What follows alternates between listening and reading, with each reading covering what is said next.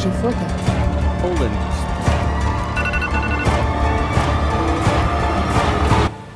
Знакомо? Да, я думаю, знакомо многим. Все мы любим сидеть до утра и листать бесконечную ленту. Многие из нас смотрят видео на ютубе со скоростью 1,5 или даже 2х. Та же история с голосовыми. Большой текст на экране стал пугать нас, и мы его пропускаем. Когда в последний раз мы читали книги? Полностью, от начала и до конца. Я, например, после прочтения 2 страниц начинаю зевать, и мне становится скучно, а в процессе чтения постоянно отвлекаюсь. Хотя 10 лет назад от книги меня было не оторвать.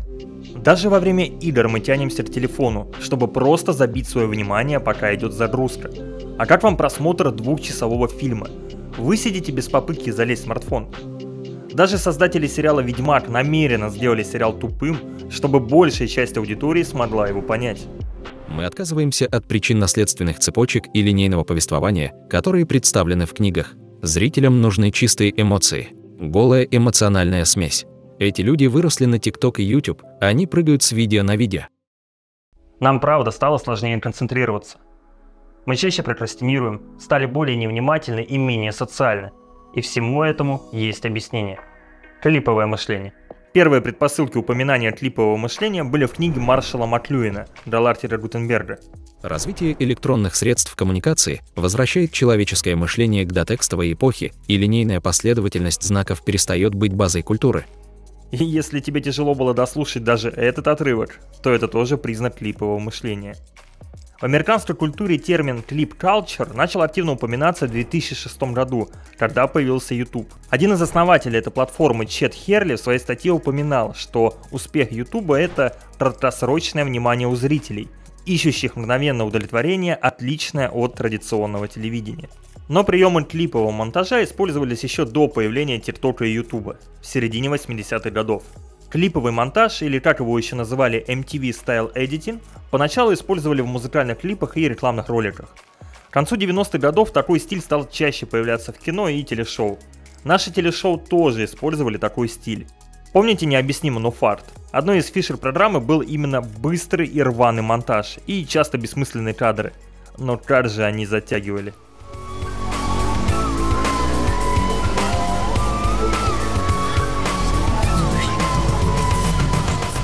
До 2016 года на проблему клипового мышления почти внимания не обращали.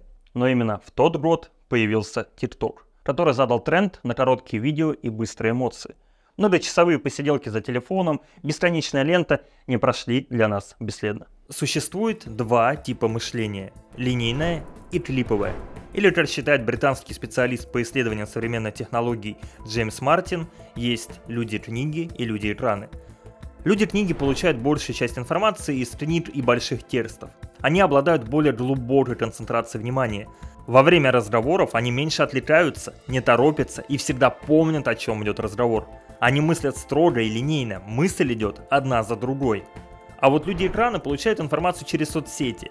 Они быстрее реагируют, но менее внимательны. И во время разговора чаще перепрыгивают с темы на тему, теряя суть повествования. Их мысли хаотичны, а информация поступает фрагментами. В чем же проблема? Я ощутил на себе, когда несколько месяцев подряд сидел и листал ленту Reels, TikTok. Я стал ощущать, что не могу делать для себя привычные вещи. Я не могу читать большой текст. Я не могу сидеть монтировать. Я не мог даже сидеть смотреть кино. Мне все время хотелось отвлечься, достать телефон и начать скроллить ленту. Как только при просмотре фильма в кадре пропадает динамика, мне становится просто скучно. Работать в привычном темпе уже не получалось. YouTube в соседней вкладке отвлекал от работы, и я мог пропасть там на пару часов. Я стал менее продуктивным, более нервным и стал часто срывать дедлайны на работе. Почему так происходит? Наш мозг пластичен, он постоянно адаптируется и меняется под внешними факторами. Развитие технологий и популярность соцсетей сделало информацию доступнее, ее получать стало проще, а объемы этой информации просто колоссальны. На нас ежедневно вываливаются гигабайты новостей, видео, сообщений, и при этом мы еще свою жизнь живем. Поэтому наш мозг адаптировался, и чтобы исключить перегрева, или сказать проще, чтобы мы не сошли с ума, он собирает информацию поверхностно, без деталей. Твой мозг не понимает важность информации. Для него видео с ТикТока и твой дедлайн на работе — это одно и то же. Когда ты пролистываешь 100 ТикТоков в час, в голове срабатывает защитный тумблер. И вся информация превращается в один сплошной хаотичный поток. Просто понаблюдай, Когда в следующий раз будешь скроллить ленту, попробуй вспомнить, о чем было видео 3 скролла назад. Скорее всего, ты забыл. Твой мозг просто выкинул это из головы. Точно так же он поступает со всей информацией, которая поступает тебе в голову в течение дня. Смотря короткие видео, ты получаешь быстрый дофамин в мозг, гормон удовольствия. Насыщаясь им в течение дня, появляется дофаминовый передоз. Снижается чувствительность к удовольствию. Тебя меньше радуют привычные вещи, вкусная еда, прогулки. Даже игры запускать не хочется, а к вечеру становишься более раздражительным. Сука!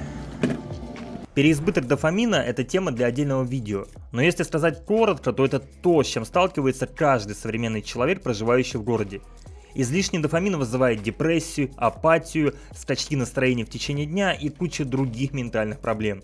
В Кремниевой долине практикуют дофаминовое голодание, чтобы вернуть креативность, ясность мысли и вкус жизни. Мне интересно самому разобраться, поэтому, возможно, я сделаю подробный разбор на эту тему. Как выяснили исследователи, обладатели клипового мышления не способны проводить критический анализ ситуации. Простыми словами, они более восприимчивы, их легче убедить недостоверной информации. Эти люди не склонны изучать вопрос подробно.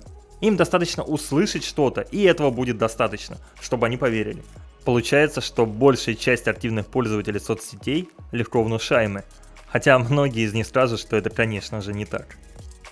Я как-то услышал у своего младшего брата песню на телефоне. Это был супер ускоренный трек из нулевых. Ну окей, подумал я, ремикс классно, ремиксы были всегда. Но позже мне подсказали, что это спидап, то есть ускоренная версия этого трека, и это очень популярный формат. В 2012 году Испанский научно-исследовательский совет провел исследование, в котором проследил, что за последние 50 лет музыка стала действительно громче, менее разнообразна и быстрее. На самом деле, именно по массовой музыке можно определить, как люди мыслят. Вот обычная популярная песня 60-х годов. Вернись, лесная лень, по моему хотению. А вот трек из 90-х. И этот же самый трек, но уже современная обработка.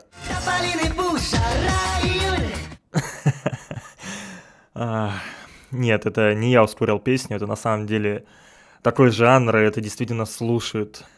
Ладно, продолжим. У песни очень быстрый темп, но он полностью отражает скорость мысли слушателя. Когда в голове все хаотично, то и любимая музыка будет такая же. Поэтому ничего удивительного, когда мы слышим очередной ускоренный ремикс популярной в прошлом песни.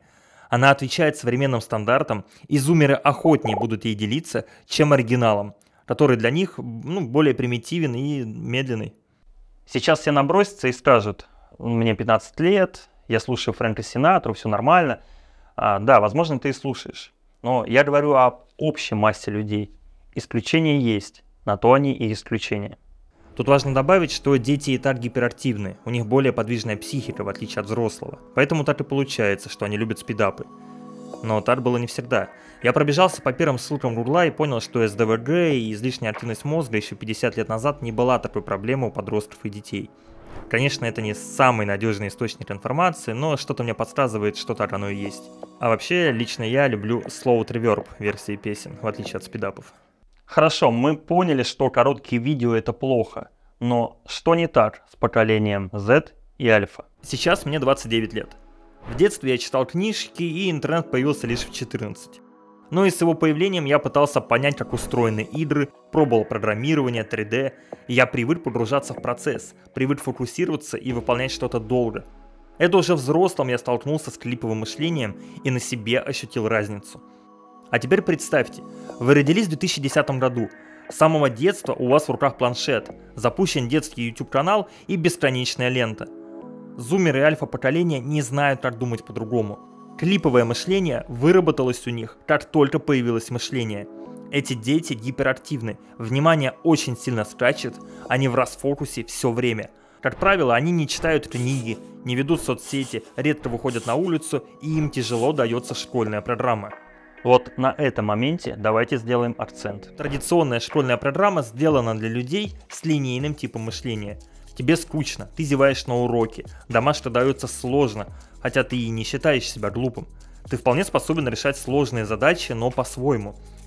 Современное образование от слова не современное совсем. Оно не для тебя, не для тех, кто мыслит фрагментированно. Проблема в том, что вряд ли в ближайшее время изменится подход к обучению детей. И это плохо отразится на общем интеллекте подрастающего поколения. Вырастает целое поколение людей, которое привыкло к тому, что на экране постоянно происходит несколько действий одновременно. И они хотят, чтобы общество немедленно реагировало на эти изменения, что, к сожалению, не происходит. Уже сейчас у молодых людей диапазон внимания гораздо ниже, чем у тех, кто старше 20. С одной стороны, мы видим прогресс, который заставляет людей думать быстро. Терабайты информации пролетают через наш мозг, и он научился уходить в подобие полуспящего режима, чтобы выжить. Но с другой стороны, мы явно видим проблему. Мы медленно тупеем. Так что же делать?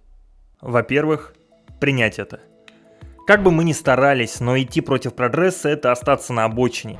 Это как художники в 19 веке, которые протестовали против появления фотоаппарата.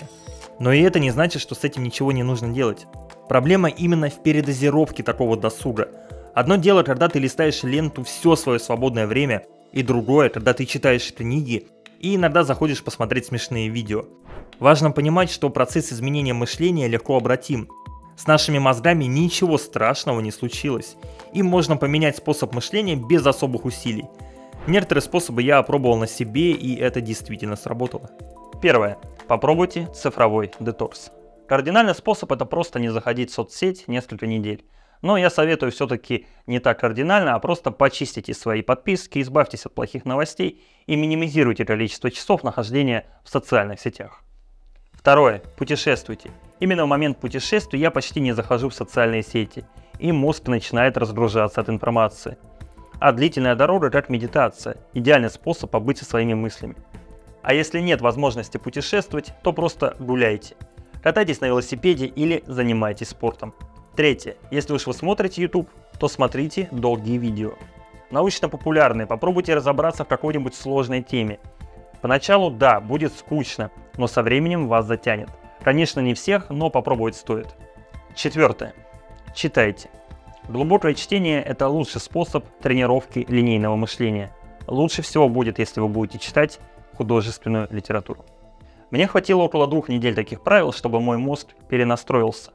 Я стал более сконцентрированный и продуктивный. Честно, не знаю, насколько хорошо это сработает на тех, кто с детства с планшетом в руках.